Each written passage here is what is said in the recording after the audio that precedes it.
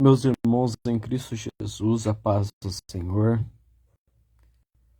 Quero eu aqui trazer uma mensagem bastante pensativa, uma mensagem que talvez vai fazer você refletir a respeito da sua vida cristã. Nós estaremos usando o texto do livro de Jó, capítulo 3, o versículo é o 25 e o versículo 26, que diz assim: Porque aquilo que temia me sobreveio, e o que eu receava me aconteceu. Nunca estive tranquilo, nem sosseguei-me, nem repousei-me, mas veio sobre mim a perturbação. Meus amados em Cristo, nós estamos aqui fazendo referência a uma das palavras inseridas no livro de Jó. Todos nós conhecemos a história deste homem, cujo próprio Deus diz a respeito de ser um homem íntegro, reto, temente a Deus, que se desviava do mal. Porém, naqueles dias, porque o livro de Jó ele é anterior ao livro de Gênesis, diz as Sagradas Escrituras de que o nosso adversário, o diabo, ele tinha livre acesso ao trono de Deus, pelo que ele os acusava de noite e de dia. Porém, vindo Jesus,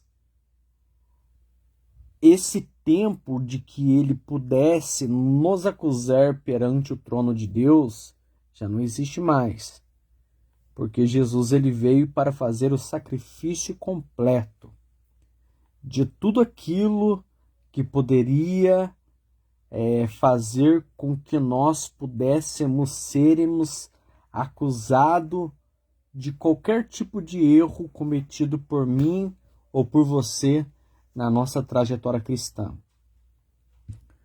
Mas eu quero falar a respeito de um assunto bastante polêmico, porque no mundo evangélico cristão, algumas pessoas não gostam de falar a respeito disso. Eu quero falar aqui de doenças psicossomáticas. Haja visto de que eu sou uma pessoa que passo por um determinado problema denominado como síndrome de pânico. E a síndrome de pânico, em sua maioria das vezes, hoje, na década em que nós estamos vivendo, ela já não é mais tão vista como espiritualmente a outra hora era vista. Há 20 anos atrás, se uma pessoa passasse por esse período de doenças psicossomáticas, doenças causadas pela alma, pela mente, as pessoas elas eram tidas como pessoas endemoniadas dentro da igreja. Só que a pessoa, em sua maioria das vezes, esquece de que algumas das pessoas que passam por esses períodos, por essas dificuldades, elas possuem mais vidas diante de Deus do que algumas pessoas que estão à frente de alguns trabalhos e chegaram até lá por alguns tipos de atalhos. Atalhos esses que é muito visível no mundo evangélico. Se você hoje é aí um dizimista fiel, você é uma pessoa caridosa dentro da casa de Deus, você não precisa ter nem mesmo leitura ou algum conhecimento básico nas Sagradas Escrituras, que a possibilidade de você galgar os degraus do teu ministério dentro de algumas denominações é muito fácil. Haja visto que elas não olham para a pessoa como que se ela tivesse algum conhecimento das Sagradas Escrituras, mas elas simplesmente olham o que a pessoa pode ofertar para a igreja, sendo essa pessoa uma pessoa que possa ofertar algo que vai chamar-lhe a atenção. Essa pessoa terá um grande desenvolvimento ministerial dentro da igreja, ao passo de que aqueles que receberam talentos de Deus, em sua maioria das vezes estão, como os israelitas disseram lá, com as suas harpas penduradas no salgueiro. E os inimigos zombavam, dizendo assim: canta-nos uma canção de Sião. E eles respondiam: como cantar uma canção de Sião em terra estranha? Eles não se viam na possibilidade de entoar hinos a Deus estando nesses tipos de condições infavoráveis para a sua vida. Eu quero tratar a respeito disso aqui com vocês. Síndrome de pânico. O que é isso, meu irmão em Cristo Jesus? Pânico, você já tem a definição. Pânico é qualquer coisa que você esteja relacionado, fazendo num dado momento aí, e de repente ele faz com que você crie um pânico pelo medo, por algum tipo de razão específica ou não específica. Você fica amedrontado de realizar, porque você vê que existe uma periculosidade naquilo, e você então vai ficar inerte e não irá realizar tal função. E buscando nas Sagradas Escrituras algum versículo para que eu pudesse adentrar nesse difícil tema, eu encontrei no livro de Jó. Porque o próprio livro de Jó, quando a epígrafe diz assim: Jó amaldiçoa seu nascimento e lamenta a sua miséria. No capítulo 3 e o versículo 25, ele faz assim: porque aquilo que temia me sobreveio e o que eu receava me aconteceu. Você logo vai subentender que Jó, ele trazia algo consigo dentro da sua mente, ao ponto de deixar ele receoso com o que poderia acontecer. E tanto é que ele vai dizer: o que eu receava veio me acontecer.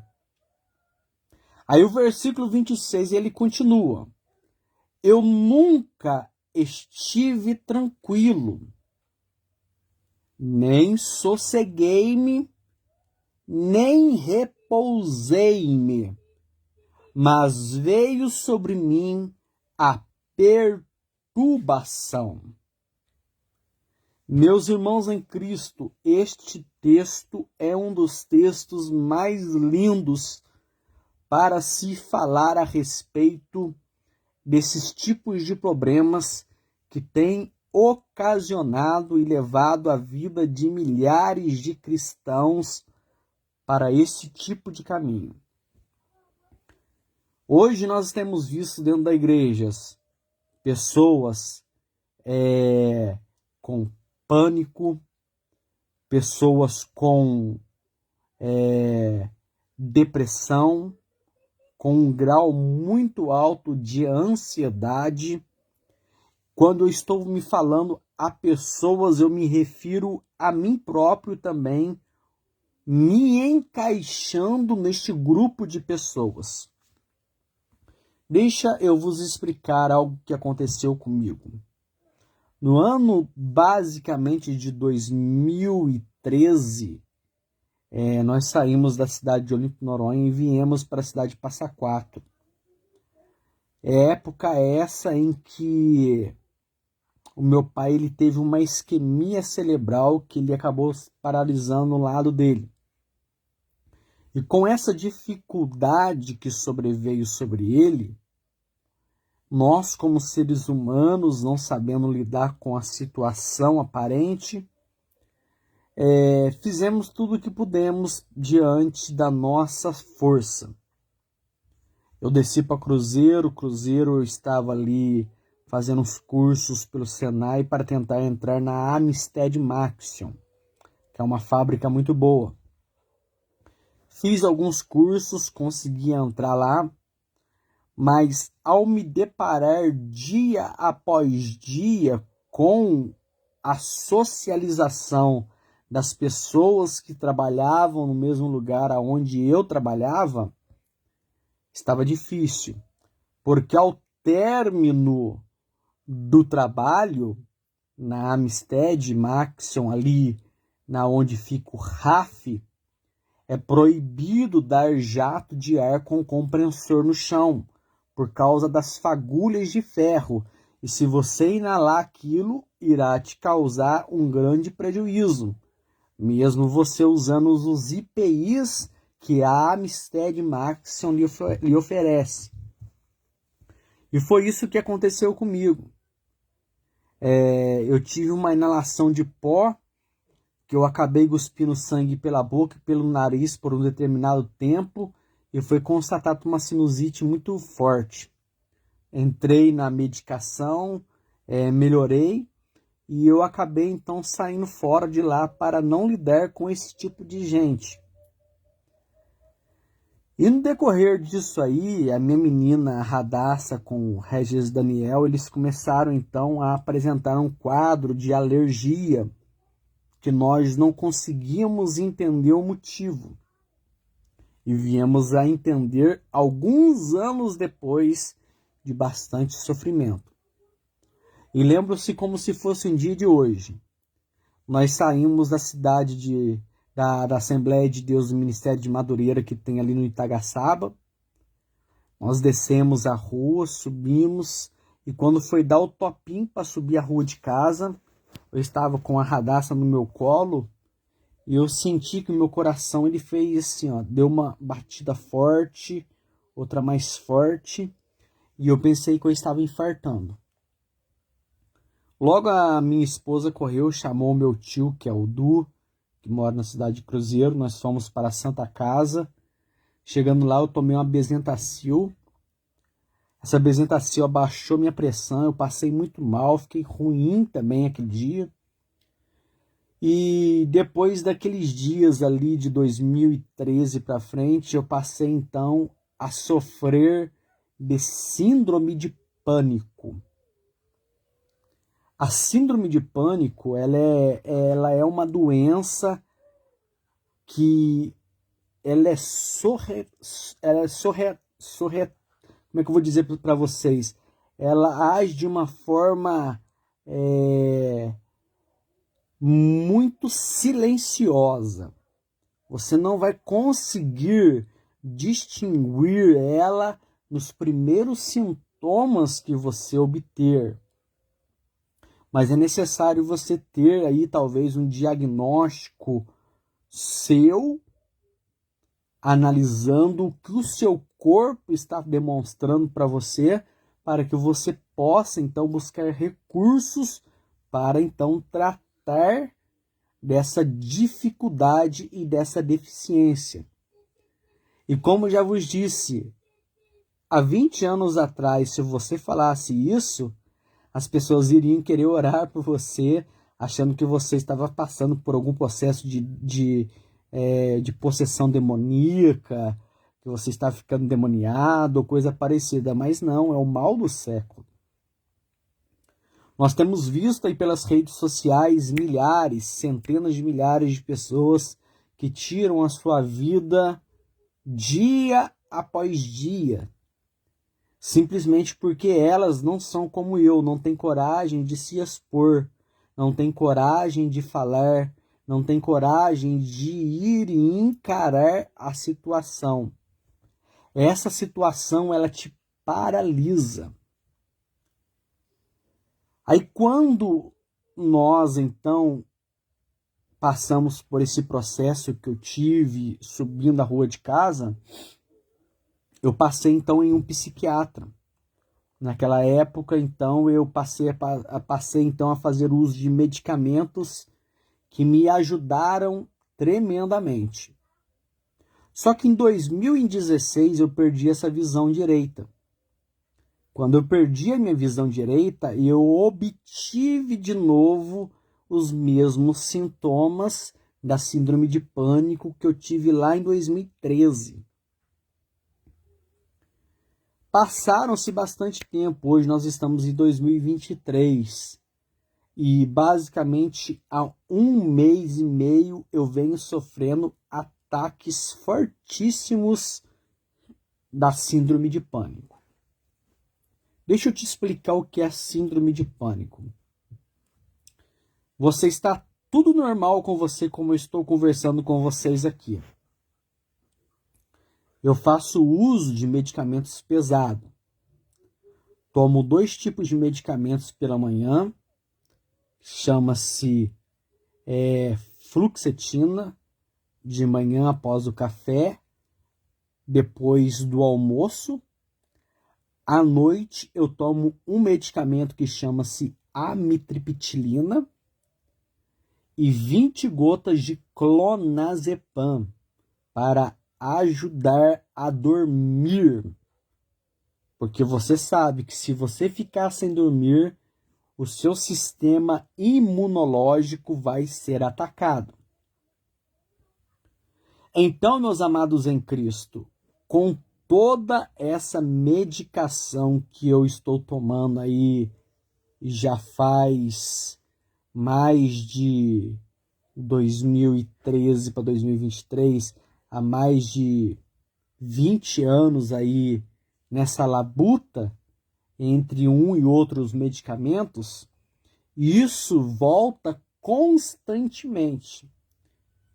Como que se ataca a síndrome de pânico ou a ansiedade ou a depressão em algumas pessoas? Ansiedade, excesso de coisas futuras no seu presente.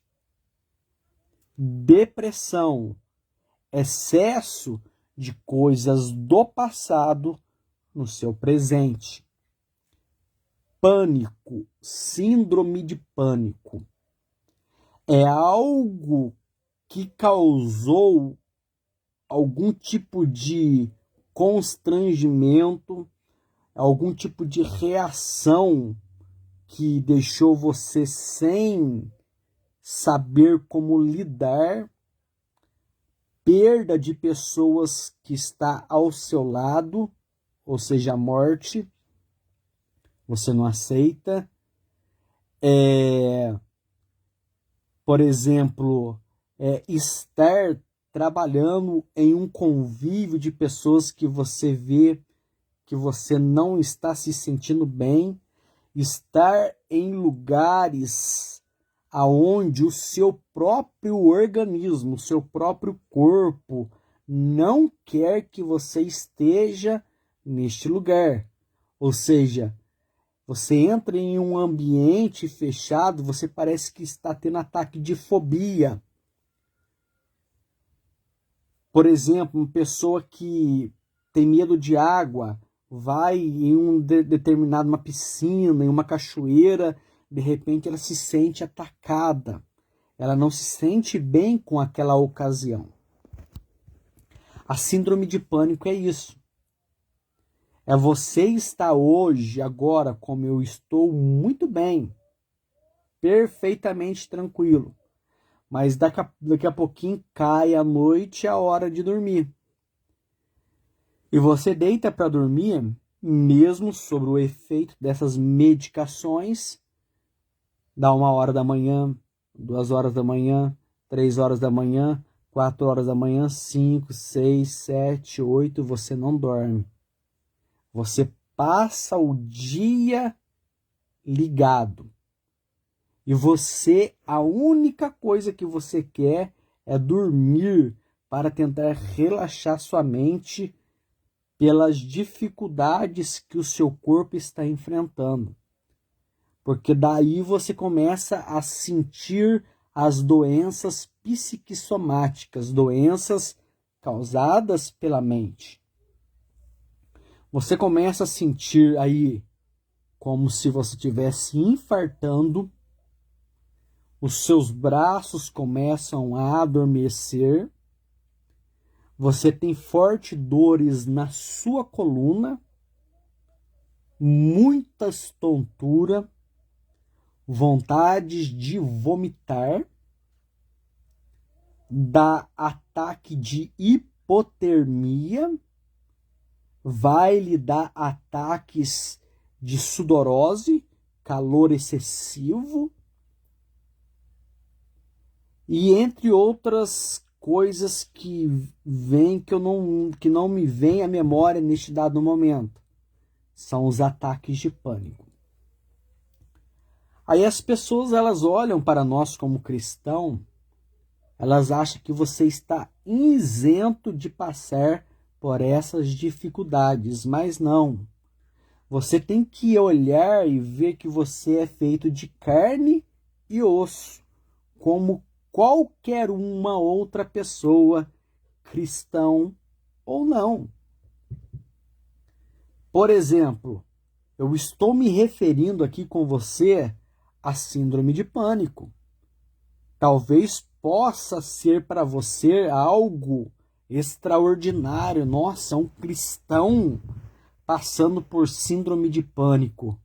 Mas todos os dias não morrem no mundo cristãos e não cristãos por doenças cardíacas, doenças pulmonares, pessoas que saem da sua casa, de repente batem o seu carro, morrem nas estradas.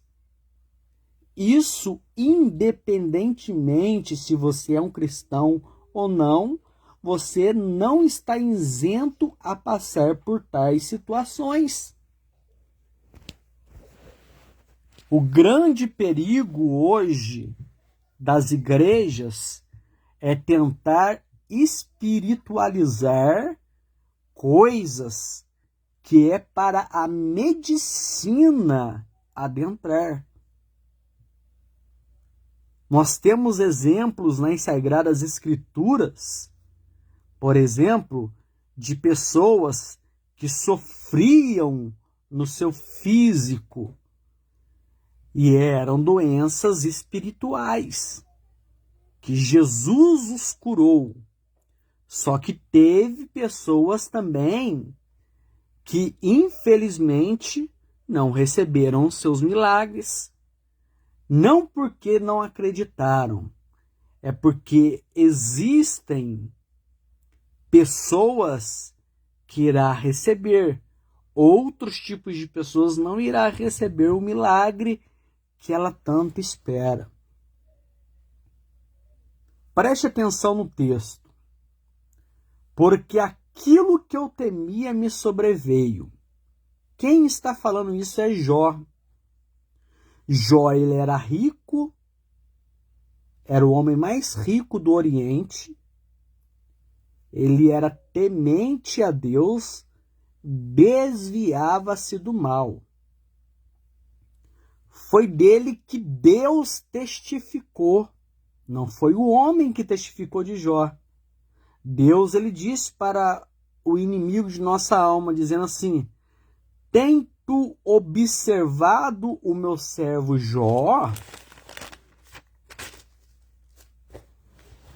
Diz assim, ó: em um dia em que os filhos de Deus vieram apresentar-se perante o Senhor, veio também Satanás entre eles. Então o Senhor disse a Satanás: de onde vens? E Satanás respondeu ao Senhor e disse: de rodear a terra e passear por ela. E disse o Senhor a Satanás: observaste tu a meu servo Jó? Porque ninguém há na terra cuja semelhança a ele, homem íntegro, reto, temente a Deus, que se desvia do mal. Características estas dadas de Deus a um humano. A um humano que deixou registrado aquilo que eu já acabei de vos dizer. Nunca estive tranquilo e nem sosseguei-me, e veio-me a perturbação. Mesmo Deus testificando da integridade, mesmo Deus falando que ele era temente, que ele desviava-se do mal, Jó ele trazia na sua mente um receio. E esse receio fez com que ele passasse por aquilo que nós lemos e entendemos no livro de Jó. Aí a Bíblia então diz que o inimigo vai responder assim: porventura teme Jó a Deus inutilmente?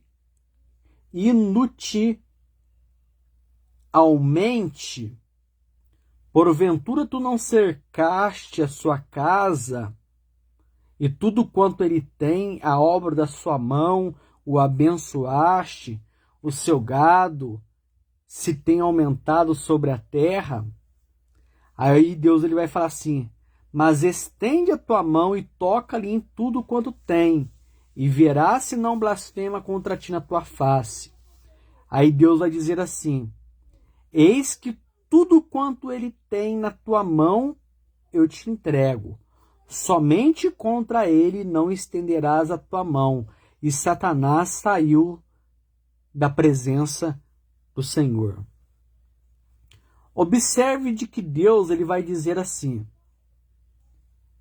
olha, tudo quanto ele tem está na tua mão. Somente contra ele não estendas a tua mão. Se Deus disse para o inimigo de nossa alma que somente em Jó ele não deveria estender a sua mão, eu deixo uma pergunta para você, você pergunte para os seus pastores, para os seus líderes, procure conhecimento e tentar entender por que é que Jó ele foi ferido de chagas, do alto da cabeça às plantas dos pés. Se o próprio Deus disse aqui no capítulo 1, versículo 11, dizendo assim: mas estende a tua mão e toca-lhe em tudo quanto tem, e verás se não blasfema contra ti na tua face. E disse o Senhor a Satanás: eis que tudo quanto ele tem está nas tuas mãos, somente contra ele não estenderás a sua mão. Satanás saiu da presença do Senhor. Aí começa então aqueles flagelos que nós todos entendemos. Jó ele perde seus filhos. Jó ele vai perder suas riquezas. E a Bíblia então diz que ele, encontrar o versículo aqui para que você possa entender, depois dele haver perdido tudo isso, então Jó se levantou e rasgou o seu manto e raspou a sua cabeça e se lançou em terra e adorou. Mas se Deus ele disse para o inimigo que poderia tocar em tudo, menos nele, aí Jó, vendo a situação que ele estava passando, Jó, ele vai fazer o quê? Ele vai raspar a sua cabeça, vai lançar terra sobre ele e vai adorar. E vai dizer assim: no saí do ventre da minha mãe, eu no tornarei para lá. O Senhor me deu, o Senhor tomou. Bendito seja o nome do Senhor. Em tudo isso, Jó não pecou, nem atribuiu a Deus falta alguma. Mas observe você de que nesse dado momento, então, quando Deus ele disse que poderia tocar em tudo, o inimigo toca. Ele tira os seus filhos, ele tira suas riquezas, animais, tudo, mas com tudo isso ele não vai atribuir nenhum tipo de malefício a Deus. Agora nós entremos então no capítulo 2, que vai dizer assim: e vindo o outro dia em que os filhos de Deus vieram apresentar perante o Senhor, veio também Satanás entre eles, apresentar-te perante o Senhor. E o Senhor novamente faz a pergunta: de onde vem Satanás? Aí ele vai responder: o Senhor diz, de rodear a terra e de passear por ela.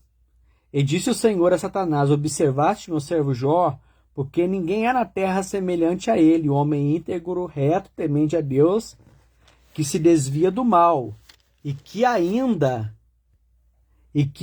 retém a sua sinceridade, havendo tu o incitado contra ele para o consumir sem causa. Aí o inimigo de minha alma, que é o inimigo da sua alma, meus amados em Cristo, ele vai dizer assim: pele por pele, tudo quanto o homem tem dará pela sua vida. Aí Deus ele diz assim: porém estenda a tua mão e toca-lhe nos ossos, toca-lhe na carne, e verás se não blasfema contra ti na tua face. E disse o Senhor a Satanás: eis que agora, na outra hora ele não permitiu, Deus não permite. Agora Deus vai permitir, e vai dizer assim, e disse o Senhor a Satanás: eis que ele está na tua mão, porém guarda a sua vida. Ou seja, poderia fazer o que ele quisesse com o corpo de Jó, mas tirar a vida de Jó, ele não poderia tirar. Aí que está o segredo daquilo que eu tento explicar e algumas pessoas não entendem e querem espiritualizar as coisas no reino de Deus. Estar na presença de Deus não significa que você terá uma blindagem totalmente espiritualizada. Que Deus envia anjos, que Deus guarda, que Deus protege, que Deus dá livramento, sim. Mas você não estará imune de sofrer um infarto. Não. Você não estará imune de estar indo trabalhar amanhã, sofrer um acidente. São coisas corriqueiras do dia a dia. Só que Deus pode acontecer de permitir que isso passe na sua vida, mas de que o inimigo não tire a sua alma. Porque se ele tirar a sua alma, pode ser que você não esteja ainda preparado para ir para o reino dos céus. E para ir para o reino dos céus não significa necessariamente tempo de crente. Tempo de cristão não leva ninguém para o céu. Tanto é que você vai ver que Jesus aí foi crucificado entre dois ladrões. Um era homicida e o outro ladrão. Um deles, arrependendo, disse: Senhor, lembra-te de mim quando entrares no teu reino? Jesus disse: hoje estarás comigo no paraíso. O outro debochou. Então, necessariamente, não necessita-se de tempo de cristão para se adquirir salvação. Agora, existe nós que já temos aí uma bagagem de anos de crente e, infelizmente, nós caímos na monotonia. É o famoso culto, eu sempre digo culto mecanizado. Você sabe quem vai cantar, você sabe quem vai trazer a palavra inicial, você sabe quem é o grupo de louvor que vai cantar os mesmos hinos, você sabe até quem vai trazer a palavra final. São cultos mecanizados. Aí a Bíblia diz: rogo, pois, que apresenteis o vosso corpo em um sacrifício vivo, santo e agradável a Deus, que é o vosso culto racional. É um culto onde você está ali dentro da casa de Deus, ligado, atento a tudo o que está acontecendo, e de repente uma palavra ela vem e você vai, pega para você, você guarda no teu coração. Mas infelizmente nós estamos vivendo essa época de cultos mecanizados. E essas pessoas, em sua maioria das vezes, não trazem bagagem como algumas outras trazem. Por que é que muitas pessoas sofrem psicologicamente dentro da casa de Deus? Porque são esses tipos de pessoas que estão dentro da casa de Deus que, em sua maioria das vezes, são o alicerce de algumas outras. Por exemplo, vou dar um exemplo. Você aí que tem um pai, que tem uma mãe que é cristã, que é verdadeiro, que é autêntico diante de Deus, você os tem como referência. E a sua referência sempre será alguém melhor do que você na casa de Deus. E as doenças psicossomáticas, ela não marca letras. Por exemplo, hoje eu vou pegar a Amanda. Hoje eu vou pegar o Bruno. Amanhã eu vou pegar o Danilo. Não. É um estralo. Quanto menos você espera, de repente você está dentro de um labirinto. Você clama, você ora, você pede por socorro, você pede ajuda a Deus. Parece que o céu está fechado. Mas só que dentro de você, por você ser um cristão, você tem a consciência de que Deus ele não te desamparou e de que ele não vai te desamparará. Mas só que esse processo você irá ter que passar. Ou você passa glorificando a Deus, ou você passa da pior maneira que você quer passar. Você terá que optar. Ou você se isola dentro da sua casa, não quer ver mais ninguém, não quer tratar com ninguém, não quer falar com ninguém, não quer ver ninguém, ou você coloca a sua cara a tapa e enfrenta para tentar aliviar esses sintomas que o pânico causa na vida do ser humano. Então, na primeira vez, Deus disse para ele não tocar em Jó. Na segunda vez, ele disse: toca nele então na pele, toca em tudo que ele tem. Só na alma dele que você não vai tocar. Então, no capítulo 2, versículo 7, diz assim: Então saiu Satanás à presença do Senhor e feriu Jó de úlceras malignas, desde a planta dos pés até o alto da cabeça.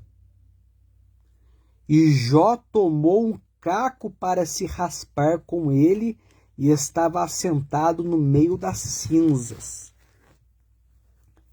Há muitos anos atrás, eu intitulei essa mensagem como Silêncio Aflito. Tinha um hino da Shirley Cavalhais que ela cantava assim: Silêncio aflito. Quanto mais você se cala, maior é o teu grito. Eu a intitulei essa mensagem como Silêncio Aflito. Imagine você um homem, das plantas dos pés ao alto da cabeça, ferido de chagas, úlceras malignas. E o que apenas lhe sobrou foi um caco de telha para rapar a pele do seu corpo.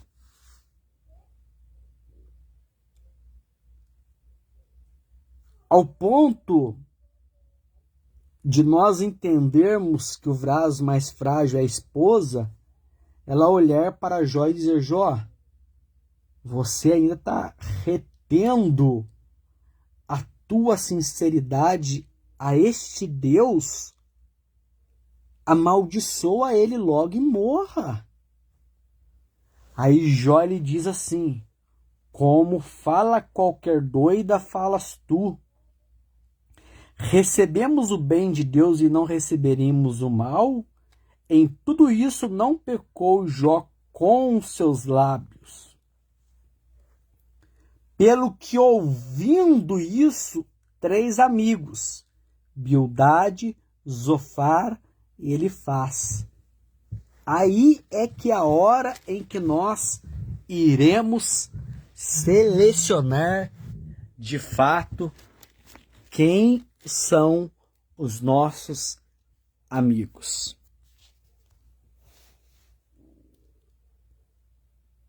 Deixa eu te falar uma coisa para você. Facebook, mais de 2.000 conhecidos que a gente tem. Instagram, sei lá, talvez 300 conhecidos que a gente tem. WhatsApp, talvez no seu aí umas 50 pessoas que você tem de conhecido. E no momento que você se encontrar como eu, necessitando de fato daqueles que dizem serem verdadeiros diante de Deus e não são, porque estão descumprindo um dos maiores mandamentos das Sagradas Escrituras. Deixa eu te explicar sobre isso. Moisés recebe 10 mandamentos. Jesus resume em 2. Ama teu Deus acima de todas as coisas e o teu próximo como a ti mesmo. Aí veio o apóstolo Paulo mais ousado. O apóstolo Paulo ele resume em 1. Ame o teu próximo. Eu estou aí enfrentando essa dificuldade tem 1 mês e meio, que ela sobreveio de novo. Quem me conhece sabe aí a força que Deus sempre me deu. Ano passado estive aqui fazendo essa casa que eu estou morando, pela misericórdia de Deus. Durante 1 ano, durante 10 meses eu fiz e entrei nela, sem a ajuda de ninguém. Só no dia da laje que vieram os amigos nos dar uma força. E aí eu te pergunto para você, onde estão aqueles que poderiam nos ajudar? Aí a Bíblia diz assim: comunicai aos santos as suas necessidades. Você comunica hoje para passar vergonha? Você chega em sua maioria das vezes em A, em B, em C, para contar as dificuldades que você está passando, quando de repente o hall inteiro de membros da igreja está sabendo tudo que você está passando. Isso é estarrecedor e entristecedor. E infelizmente acontece muito no nosso meio cristão. Bildade, Zofar e Elifaz. Bildade, ele vai falar assim para Jó: Jó, há um espírito no homem, cuja inspiração do Todo-Poderoso faz entendido. Quem disse isso foi Bildade. Disse para Jó. E quando Bildade ele fala isso para Jó, ele vai dizer assim, ó. Ele faz que fala isso para Jó. Ele diz assim no capítulo 4. Olha para você ver o que é coisas do pensamento. Olha, preste atenção. Capítulo 4, versículo 13. Vamos ler a partir do versículo 12. Diz assim: Uma coisa me foi trazida em segredo, e os meus ouvidos perceberam o sussurro dela. Está escrito na sua Bíblia aí, hein? Capítulo 4, versículo 13 agora. Entre pensamentos, vindo de visões de noite, quando cai sobre todos os homens o sono profundo, sobrevieram-me espanto. Por diante de mim sobrevieram-me espanto e tremor, e todos os meus ossos se estremeceram. Irmãos, quem tem ataque de pânico, acontece exatamente isso. Você acorda à noite com os pensamentos que você não sabe, um susto, um pesadelo, e dele desencadeia no seu corpo físico vários tipos de reações. Como eu já te disse, você acha que está infartando, você fica sem respirar. Aí ele vai dizer assim: em visões da noite, quando cai sobre os homens o sono profundo, sobrevieram-me o espanto e tremor, e todos os meus ossos se estremeceram. Quando a gente tem ataque de pânico, um dos principais ataque que ele dá é ataque de hipotermia. Você sente o seu corpo treme, treme, treme, treme, treme, treme, treme. Você pensa que você está morrendo. Mas isso é algo que Deus está tratando com você, que é só você e Deus que vai passar. Mas existem pessoas que poderiam nos ajudar. Pessoas que estão aí que dizem serem de fato cristãos e não fazem nada, ou fazem muito pouco, ou quase não fazem. E pregam sobre amor, pregam que nós temos que orar, prega que nós temos que ir após a alma perdida, e se esquece daquele que está ombreado consigo dentro da igreja, que pode estar como eu, passando as mesmas dificuldades lá dentro e nós nem sabemos. Por quê? Porque ela tem vergonha de falar. Quando a Bíblia diz comunicar o santo as suas necessidades, a gente comunica não para que o nosso nome seja colocado nas manchetes gospel do dia a dia. Não. É porque nós estamos precisando de ajuda. Essa década foi a década que eu mais vi nas redes sociais de pastores e pastoras se suicidando-se. Eles chegaram no ápice da sua vida em que eles não viam mais saída pelas dificuldades que eles estavam enfrentando. E eles acham então que melhor é dar um fim na vida e acabar. Então, um versículo que fala assim: torrentes de morte me cercaram.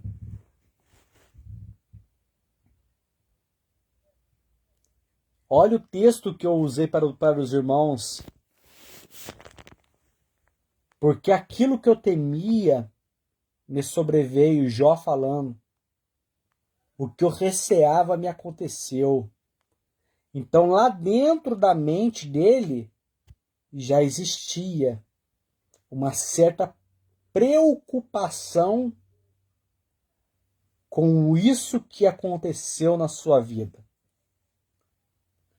Por isso a Bíblia diz: vinde a mim todos vós os que estáis cansado e oprimido, porque eu vos aliviarei. O que é aliviar? Pega um cavalo, coloca aí um saco de 50 quilos de cimento e um de 20 quilos de cal sobre os seus ombros e coloca ele para subir uma ladeira. Você vai ver que ele vai se desgastando, vai ficando cansado. Aí você, para ajudar, você vai lá, tira o de 20. Vai ficar só com 50. Isso é aliviar o peso. Por isso que a Bíblia diz: vinde a mim todos vós que estáis cansados e oprimidos, que eu vos aliviarei. Ele não vai tirar de você totalmente o peso, mas ele vai te aliviar. Aliviando, você vai ter força para caminhar. Aí ele diz: e aprendei de mim que sou manso e humilde de coração, e acharei descanso para as vossas almas.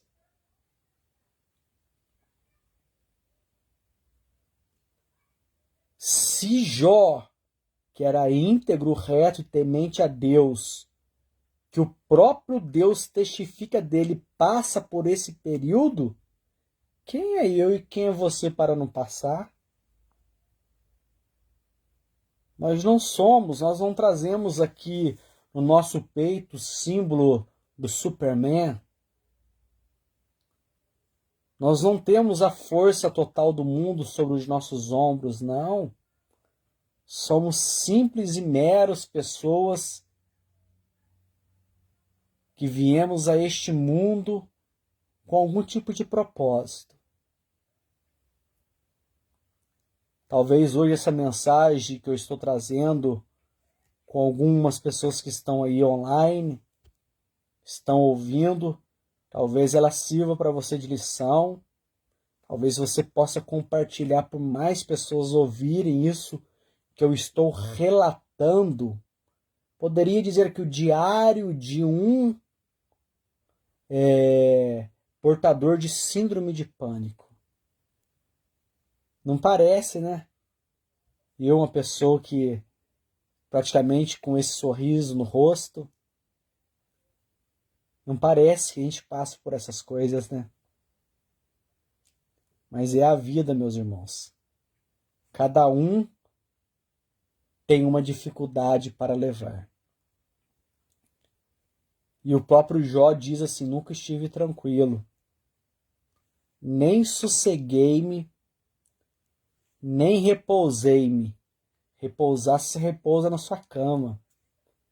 Mas veio sobre mim a perturbação. Ela vem. O que eu queria, irmãos, com essa mensagem reflexiva, é tentar chamar a atenção dos nossos irmãos que estão em eminência, pastores, líderes das igrejas, que a igreja não é só feita de falar em línguas, profetizar, cantar. Não. Nós temos que cuidar das pessoas que estão ao nosso lado.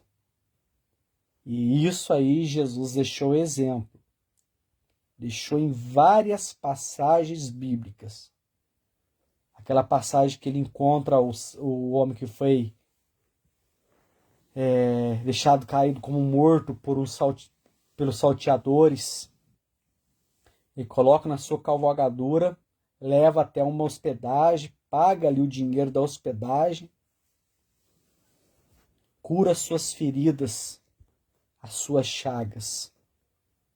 Esse é o Jesus que eu prego. O Jesus que cura, o Jesus que liberta, o Jesus que transforma. Não é o Jesus que algumas pessoas estão por aí tentando mostrar, que a vida dentro de uma igreja, de um cristão, será um mar de rosas. Não vai ser. As mesmas coisas que se sucedem ao ímpio, se sucederá aos cristãos. Porém, nós temos uma certeza, de que se nós partirmos daqui hoje, tendo Jesus como Salvador, você terá um lugar de descanso. Ao passo daquele que não tem Cristo ainda como Salvador, infelizmente, pelo que a palavra de Deus diz, é que elas irão para um lugar que não é o lugar de descanso, é um lugar de tormento. Eu quero deixar para você isso. Lembre-se de orar pelo irmão Rodrigo. Eu estou passando por esse momento. Pânico. Tem 2 dias que eu não durmo. Sábado, domingo. Amanhã eu tenho que levantar às 5h30 para tentar ir trabalhar. Estou orando a Deus para que Deus possa tirar, arrancar. Estou fazendo a minha parte, que é a medicação. Sou carente das suas orações. Nos ajude. Porque por detrás de mim, meus irmãos, tem a minha esposa. Eu tenho uma filha. Tenho 2 filhos. Se isso não te comove, não terá nada neste mundo que irá comover o teu coração.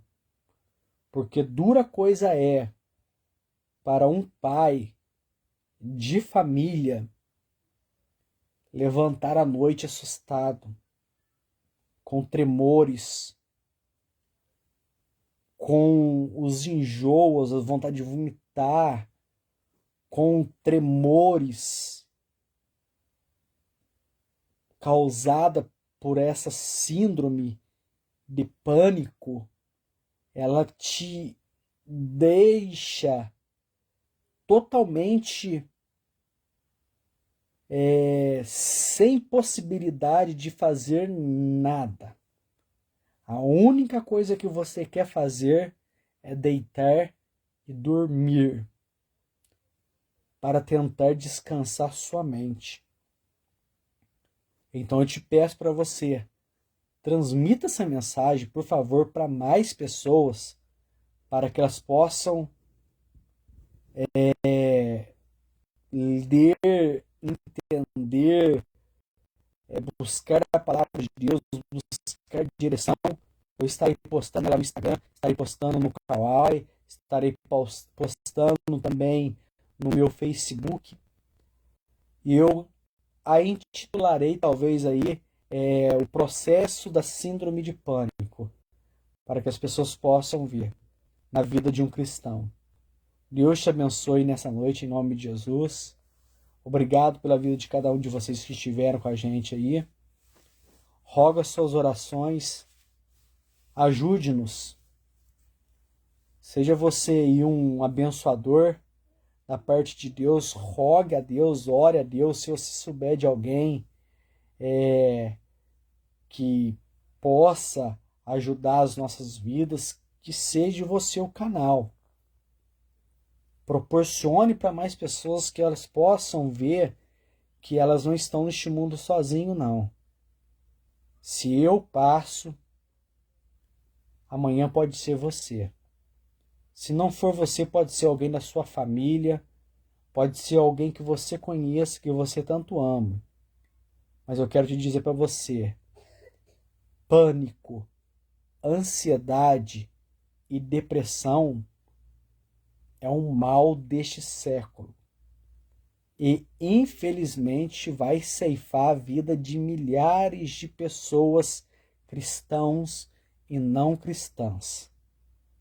Nós estamos vivendo a era da pós-modernidade.